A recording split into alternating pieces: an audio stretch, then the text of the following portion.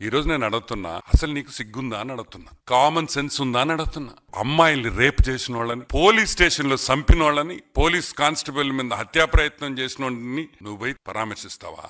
అంటే ఒక విద్యార్థి మీద హత్యా ప్రయత్నం చేస్తే నువ్వు పరామర్శిస్తావా? ఇదేనా మీ వైసీపీ కార్యకర్తల విలువ? ఇదేనా మీ పార్టీ నేర్పించిన విలువలు? మీ కార్యకర్తలకి మీరు నేర్పించిన విలువలు ఇవ్వేనా? మళ్ళీ నువ్వు వాళ్ళని వెనకేసుకొని వస్తున్నావా?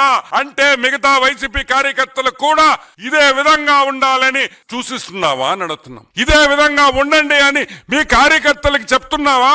నేను అదే విధంగా ఉండా కాబట్టి మీరు అదే విధంగా ఉండండి అని నువ్వు చెప్తున్నావా? నువ్వు ఏం మెసేజ్ ఇస్తున్నావు వైసీపీ కార్యకర్తలకి? మీరు రేప్ చేయండి, దొంగతనాలు చేయండి, పోలీసు వాళ్ళ మీద హత్యా ప్రయత్నాలు చేయండి, మిమ్మల్ని జైల్లో వేస్తే నేను వచ్చి పరామర్శిస్తా అని నువ్వు నీ కార్యకర్తలకు చెప్తున్నావా అని అడుగుతున్నాం. మళ్ళీ పోలీసు వాళ్ళ మీద విమర్శలు, వాళ్ళు తప్పు చేశారని. ఏం చేయాలా? కాదురా, ఏం చేయాలరా? నాకు చెప్పండి రా, ఏం చేయాలా? హత్యా ప్రయత్నం చేస్తే ముద్దు పెట్టాలా?